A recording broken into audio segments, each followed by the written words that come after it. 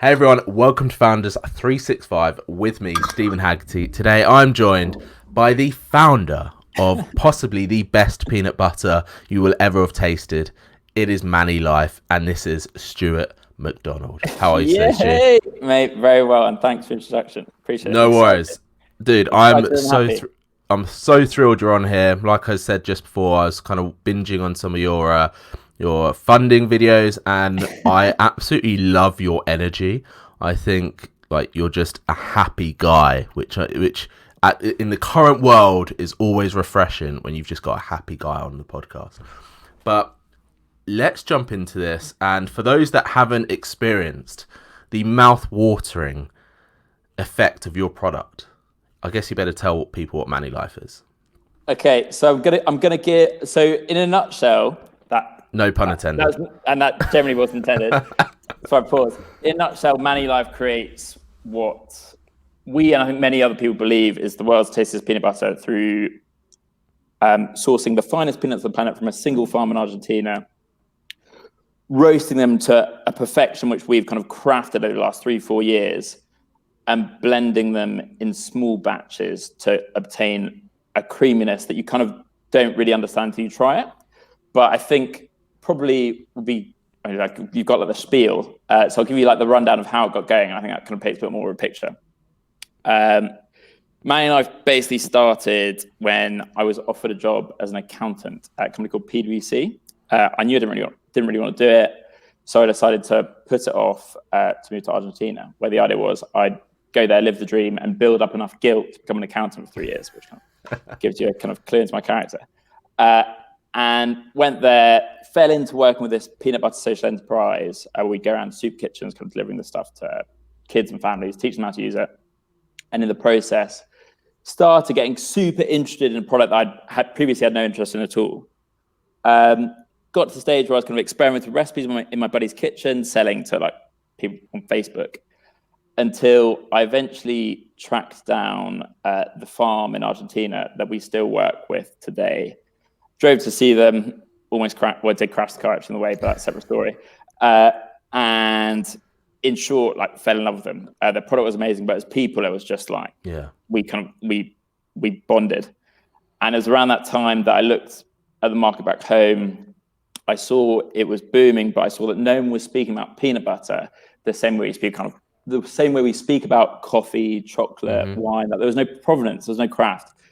So in May 2015, I came home, put off the job again with the idea of starting this provenance-led peanut butter brand. And it was like a complete fucking disaster. The day the peanuts arrived, so the day the first ton of peanuts arrived in the UK, our production partner pulled out. So I had a ton of peanuts in my bedroom in 25 kilo bags. Literally a ton. Yeah, literal ton. And like panicked slightly, but eventually rented out my old rugby club kitchen, got together about 45 mates, bought 2 little blenders. And that summer we made 4,000 jars of peanut butter, one jar at a time. And that was like, in hindsight, the best thing that could have ever happened, because we went from being like a provenance-led, co-packed brand to understanding and experimenting with the product in a way that I don't think anyone to that point, and I'm not even sure now, has done. And kind of since then, it's just been a roller coaster. I did become an accountant for a year and then quit. And it's just been, it's been a complete like mishmash. And it's only in the last 1.5, 2 years that like things have suddenly started to get real. And it's all team and like a build up. All the good stuff. Exactly. What I'm curious to know is that back in that rugby kitchen with 45 people of your mates with 2 blenders, at that point, did you know within you deep down that you thought, okay, this is going to be something? You maybe not know what it was, but did you think, this is going to lead into something? It's a good question, because it was kind of like, it's funny because it wasn't like I was completely free and it was just exploratory sure. And I was having loads of fun. Like I was immensely stressed and I'd be getting up at 3 a.m. I remember my driving my older brother to work and breaking down in tears. And I can't, it was like, because I was stressed about going back to the kitchen. On the edge. Yeah, exactly. So it wasn't like it was like exploratory. It was like I was piling like a shed load of pressure on myself. But at the same time, there was that thing of like, let's just see what happens. Yeah. I think part of me was like, this is going to be something, but it wasn't like I had a picture of like, I don't know, being the next whole earth or transforming the market. Like, yeah, at that point, you never imagined that people would tweet you with ManíLife jars in their hand, being like, I just got this delivered. And it was because, I think it was partly because every time I would go out and sell,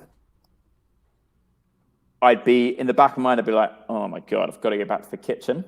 And it was when like I kind of let go of the need to get back to the kitchen. We like employed a team to run it. That was when it started to feel a bit more fun. And then we partnered up with a production site and I got our line in there.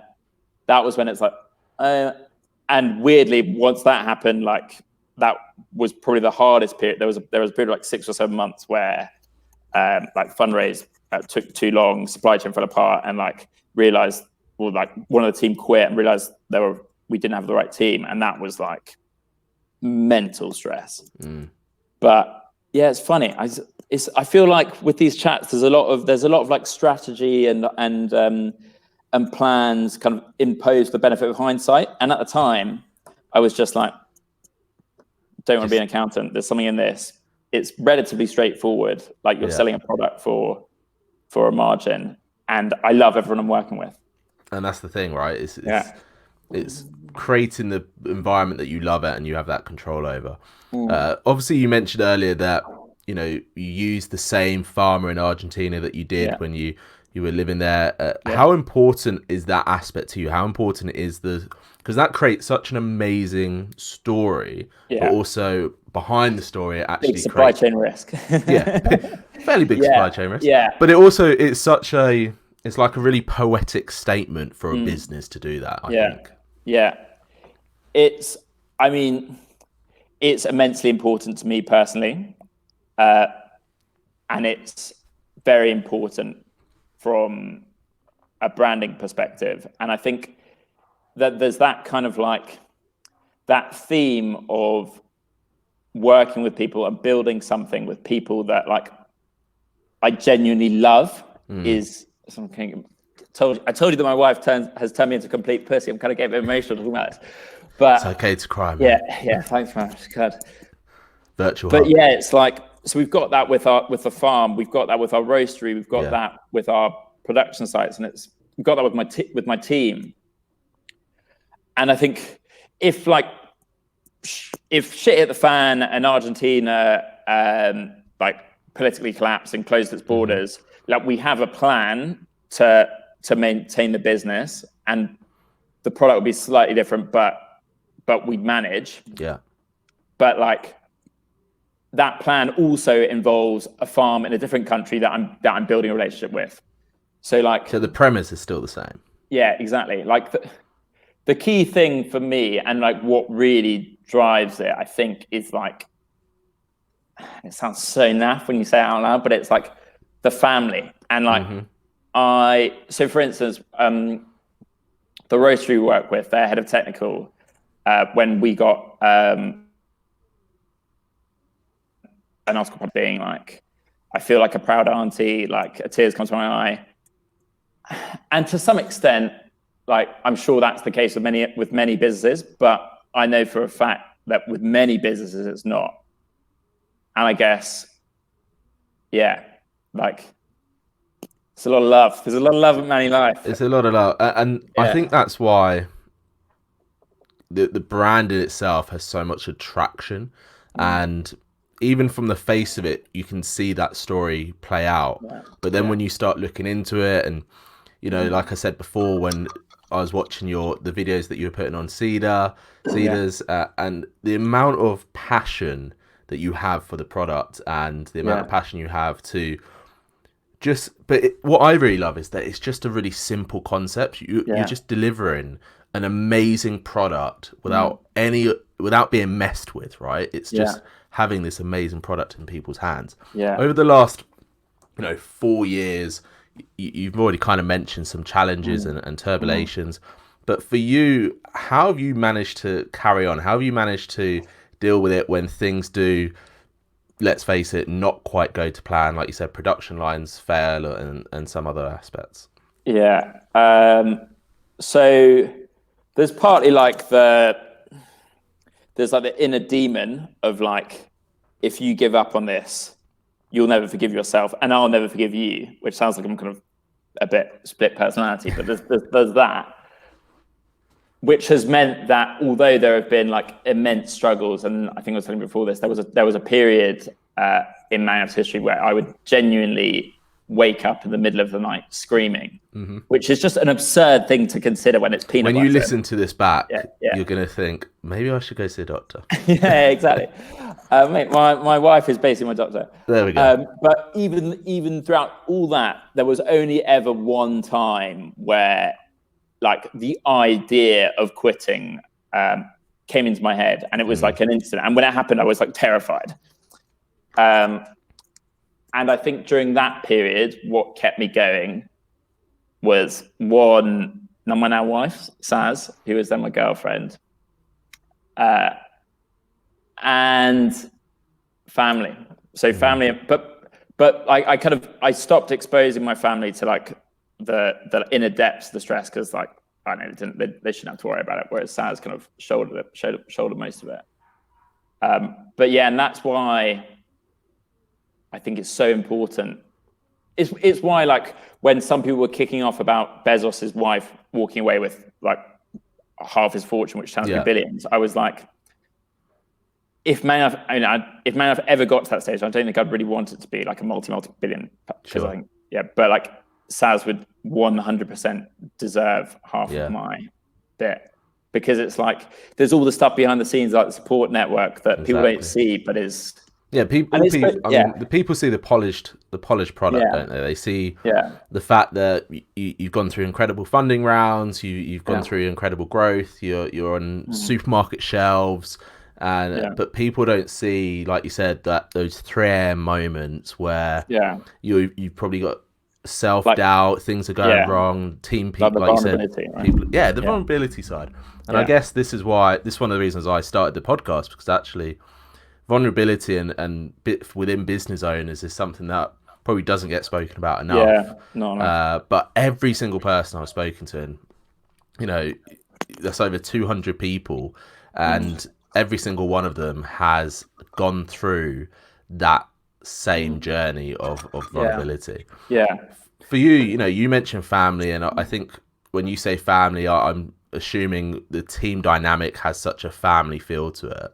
Yeah, there is that, but there's also like I've got really good relationship with my like my parents are like, they're like kind of my idols.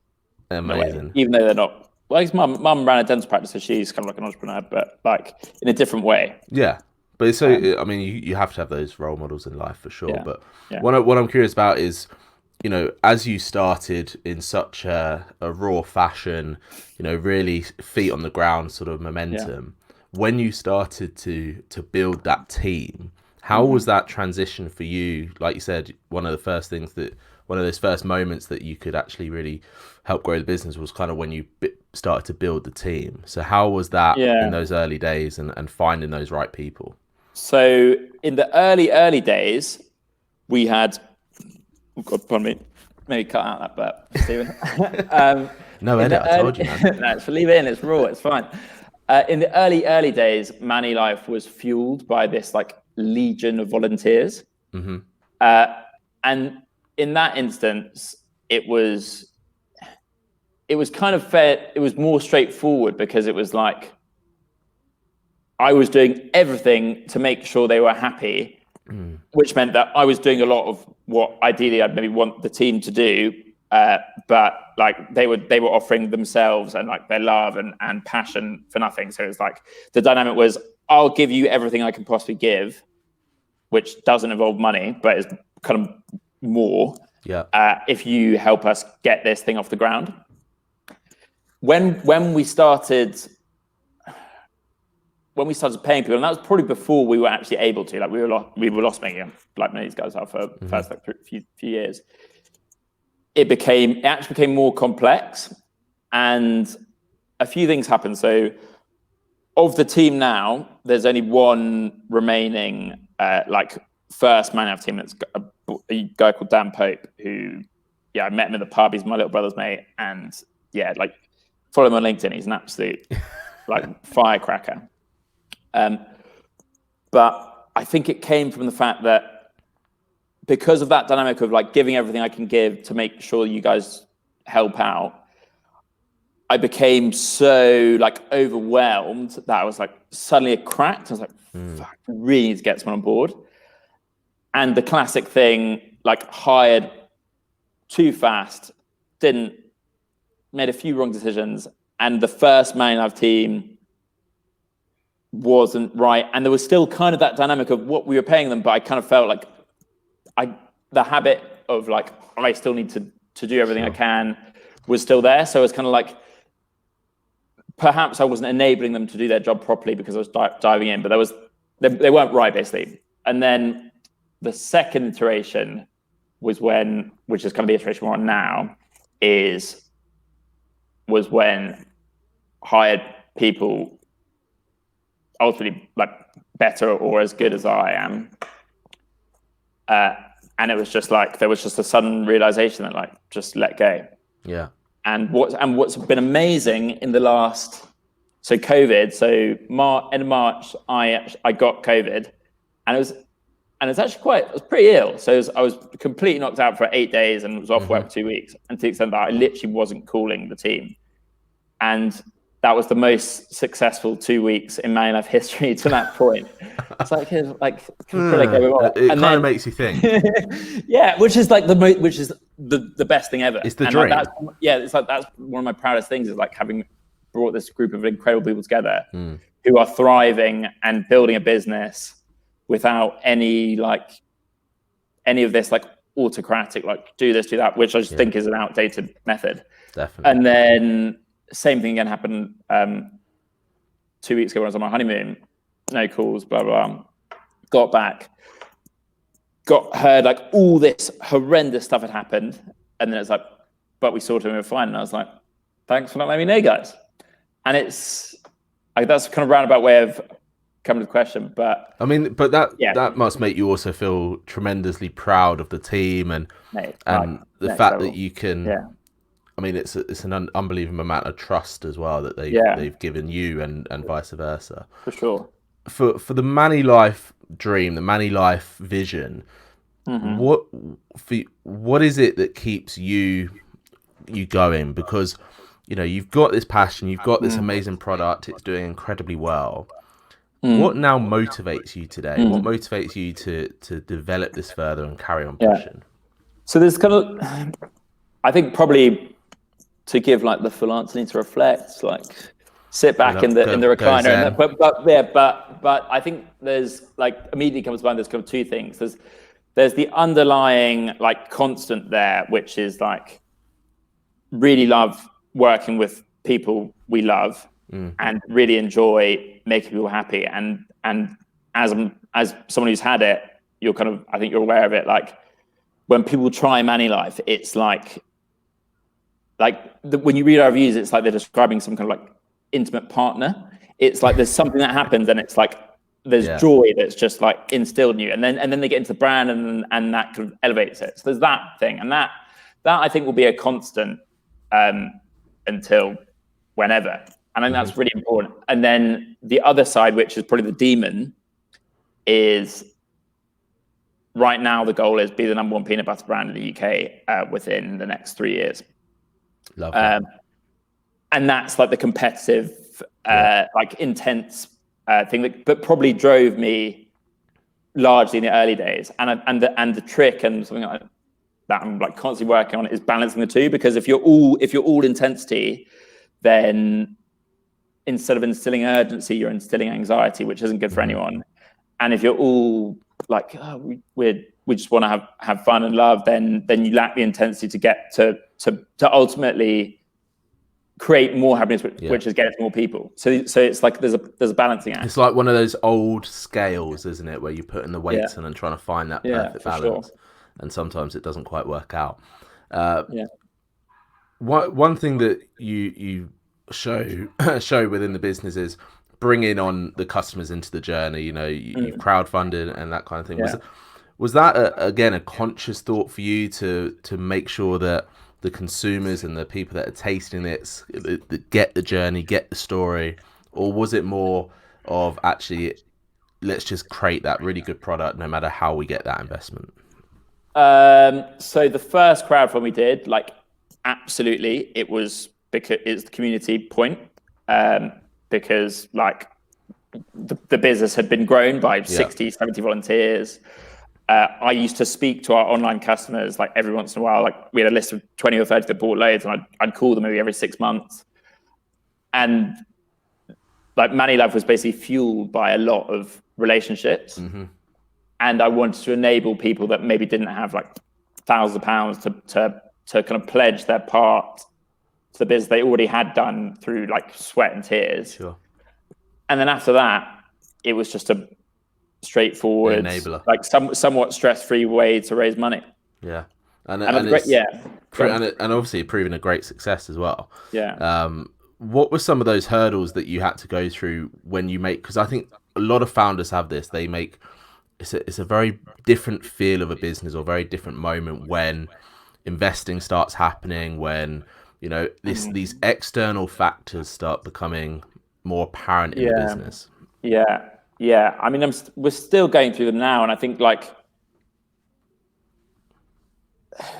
on the one hand, I've never done this before. So seeking advice and seeking ways to grow myself in the business is the right thing to do. On the other hand, no one knows the business as well as we do. So you kind of trust that we make the right decisions. But in terms of challenges, I mean, there's like a whole heap. So where do we start? Should have prepped you on this one. Yeah. So Seeders as an early investor was great, because although they've got their big shareholder, they represent 600 voices, and ultimately, like, we kind of picked a couple of those voices to really come on board with, and one of them is still on board now. But Seeders, more or less, they're like pro entrepreneur, let you get on with it. The biggest learning that we kind of had to make twice, the biggest learning from post Seeders is we went from a stage where it was all debt that I'd taken on personally, and we had no money, and it was like just like beg, borrow, and steal, to suddenly there's more money in your bank account. And at the time, it kind of felt like the business bank account was my bank account, because like the business line was one. And that's changed. It's like what now? Than I'd ever seen before in my life. And we started spending like just stupid money on stupid shit. We spent like $8,000 on like an event kit, and we didn't sell any more or get any more customers at events than if we just had what we had before, which was like a flag at the back. Because ultimately people liked coming to it because the product was great and the kind of environment we created. So that was a big learning. And then there's suddenly this like, okay, we've got this money, let's hire someone. And then we were hired too quickly, hired the wrong people. And you kind of like, the cash on the one hand gave us the space to breathe and like think, but then we spent it so quickly because we felt we had loads of cash that like a year later we were like, shit, like, we're gonna need to raise money again. And that was when the stress really started, because although the business had come on heaps and bounds, like the way we'd set it up, we hadn't achieved what we'd set out to achieve in the space of time, and the fundraise took far longer than I anticipated for a whole heap of reasons. And that was the period when we closed the fundraise, and then shit hit the fan just as I was breathing, and that was when I was waking up screaming. But yeah, it's like raising money is an interesting one, because on the one hand it's great because it enables you space to like get out of the small business cycle and breathe and think about the future. On the other hand, you feel it's like an artificial de-shackling, because ultimately you still need to grow a profitable business, and at last we're profitable. So it's such a burden. Such a burden that to be like taken off your shoulders, because you know that you can now create a business where like you can bring it down to 1%, and build up. Yeah. Whereas before it's like losing like £1,000 every month, and as an accountant, like that caused, or so 11-month accountant, that caused me such like angst and like, it was interesting. Right, like you said, raising money is. I feel like you can talk about raising money until the cows come home, and but it's bullshit. I think every business deals with it differently. Definitely, recently, I think there's that danger of companies just getting in that consistent raising money cycle and actually never becoming what you've become, which is obviously a profitable business, which is great. What over the last 4 years, what is one moment that you can look back on now, sat there, and it just fills you with incredible amount of joy? And I'm sure it's hard to choose one moment. So there's lots, obviously, but the big one that I probably speak about a bit too much with the team, because a lot of them weren't here when it happened, but it kind of encapsulates the kind of the culture, which I now need to start consciously trying to instill, as opposed to just letting it happen. But in November 2017, I got a call when we were a team of 2 people. I got a call from a company called Gusto. Gusto, that recipe box company, amazing business. And there's this Geordie woman who's no longer there, but she's a legend, saying, "Stu, suppliers shafted us. We need 9,000 mini pots in 9 days. Can you help?" And I was like, okay, like trying to at that stage, I was trying to like dial in the focus because we get too much going on. I was like, okay, we need to think about it. But anyway, so board meeting was the next day. Sat around, and it was like an afterthought. At the end of the board meeting, I was like, guys, by the way, this has happened. Kind of feel potential distraction, but what do you think? And I remember our chairman at the time, just like the whole room went silent. He looked at me and said, "Stu, I won't say exactly what he said, but like, this is the best opportunity we've had in history. Yeah, make sure it happens." And he's subsequently said that he wasn't sure it would happen, but in 8 days, so called that out and be like, guys, we're gonna go for it. So in 8 days, we got 30,000 mini pots sent from Belgium. We got rented a kitchen. We got 14 mates together, one of who was my mum and one of who was my wife. It's like the rugby club all over. Yeah, exactly. And in 2 nights, we packed 9,000 mini pots using piping bags, delivered it on time. 3 weeks later, HelloFresh called. 3 months later, Mindful Chef called. And since that moment, which was like a split decision, and ultimately it was like, let's go. And then post that there was no hesitation. We've delivered like 2.5, I think close to 3 million branded mini pots into the recipe box trade. And it was those 8 days, which has led to that. And it's just like, it's amazing. That is incredible. But that also gives such an insight into sort of how you as a founder have to think on that day-to-day basis, because, you know, opportunities come up when we least expect them and when we kind of aren't prepared for them, and those ones that we say yes to. And I love the fact that your chairman after the fact was like, I wasn't actually quite sure, but you know, I figured I'd give you the belief and see what happens with it. It's a decision that pays off. And it was quite amazing feeling when he sat me down and he was like, "Stu, like," could tear up again, like, I remember the words, it was like, "I'm so proud of this. I'm so proud of you." And I was like, it was everyone, but like, and it was a month later that you said that. Incredible. So what's next for you guys? I mean, you just said that you want to be the number one peanut butter brand, and I mean, from everyone I've spoken to, I feel like you're already there. Two questions: how do you make that happen? But also, how do you tangibly know when you're there? How do you tangibly know when you are the number one? So glad you asked. We've got 2 measures. So one is highest retail sales, and that's like straightforward. And there's stuff that gets missed there, like online often gets missed there, but highest sales in the UK. And we've defined our sector strictly. Initially, it's natural peanut butter, so it's unstabilized, but it's like peanut butter is our thing. So more or less all our competitors are peanut butter is like part of their repertoire. So won't get names, but spread across almond butter, like chocolate spread, sometimes drinks. They've got many lines. Yeah, exactly. Whereas we're like super dialed in, and I just think peanut butter can be elevated to a level that none of our competitors are currently doing. So like very careful to find the set. And then the next, which is it's a bit unromantic, but it's called Net Promoter Score. So it's like how many people who try a product will recommend it. And I guess always trying to simplify, even though my brain always complicates. Net Promoter Score is about creating like an unrivaled experience, which we've got a long way to go, because like when the product's great, but lots of like things about it aren't where they should be. Sure. And that's product and kind of like community feel, which I feel we're maybe slightly better at. And then the sales is just like how many people can we get to try the product? Because more often than not, once you've tried it, if you're of a certain demographic will appreciate with premium, like there's no looking back. Yeah. So it's just kind of make the experience perfect, build and continue to garner the community, which like you can probably tell I'm genuinely immensely grateful for.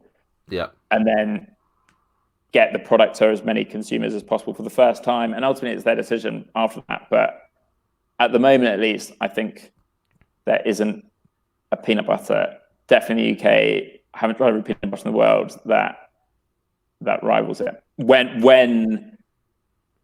we're on our day, and I think there's work that needs to be done around like making sure that ManíLife is always 100% ManíLife, which is tricky when you've got a natural product, right? But exactly. What I would love to do is in like 2-3 years time, when you've hit that target of yours, is speak to you again and just find out how it feels. Come on. Yeah, I just want to get more tears out of you, Stu. That's the thing.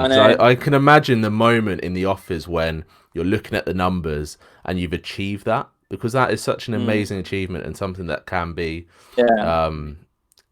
something that can be achieved. And I think that's the difference for a lot of people's goals. It's they have a goal that perhaps isn't as tangible as they may think, but with yours it is extremely tangible, which is so exciting. And and it's interesting you bring that up, because like and it's why that other driver is so important, because once we get there, we'll celebrate obviously, but it'll be on to the next goal. And it's like there'll be that set. So this Johnny Wilkinson podcast, he describes it, he's like a really complicated guy, and he describes the moment when the drop goal went over in 2003. He was ecstatic for 4 seconds, and then the ecstasy went into decline. And it's why the like underlying work with people we love, make people happy driver is so important, because that's what's going to keep us going once we reach that goal, whilst we figure out what the next one is. Exactly. And hopefully before you reach that goal, you'll figure out what the next one is anyway. And it's a nice fluid movement. But Stu, listen, I mean, I've thoroughly enjoyed this conversation. I feel like we could probably chat for a hell of a long more time. But one of the final things, I guess, is how can people obviously find ManíLife, experience the deliciousness of this peanut butter, touching their tongue like never before? Okay, so I guess we've got a number of independent customers that help build the business, but we don't have time to list them all, so apologies. But I haven't forgotten about the kind of first 10 customers that I sold into that are still supporting ManíLife. But like big name stockists, I guess we've got Waitrose, Ocado, Sainsbury's, Amazon, Whole Foods. Kind of we're basically not in Tesco, Asda, or Morrison's, or Lidl, or Aldi. So everywhere else should be able to find it. And then I've created your many thousands, 100,000 followers a discount code for our website, which is www.mani-life.com. And the code is somewhat unromantically 365 tester. So if you haven't tried ManíLife, obviously I'm going to say this, but I highly recommend you go and try it and see what happens. I highly recommend it as well. And Stu, thank you for that code. I mean, I know, like I said, my girlfriend will be jumping on that before I probably even go downstairs. I mean, I love your story. I love your product. I just want to say congratulations on your success. I think you're a fantastic founder. You're someone that is truly inspiring. And like I said, I just want to thank you for your time. And I'm sure everyone else who has ever experienced ManíLife is so thankful that you're not working at PwC anymore. PwC is great though. Yeah. So we don't get sued. PwC is a fantastic company.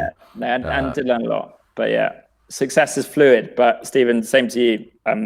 Inspirational podcast, and what you're doing to like give people a platform and educate and inspire others is genuinely pretty amazing as well. In fact, you're doing a podcast every day is mental. Mental. I think there's many people that do that. No, like the people in Hamburg. Exactly. Thank you so much for coming on Founders 365, and like I said, I really appreciate it. Cheers, mate. Have a good one. See you later. Thanks everyone else for listening and watching. This has been Founders 365.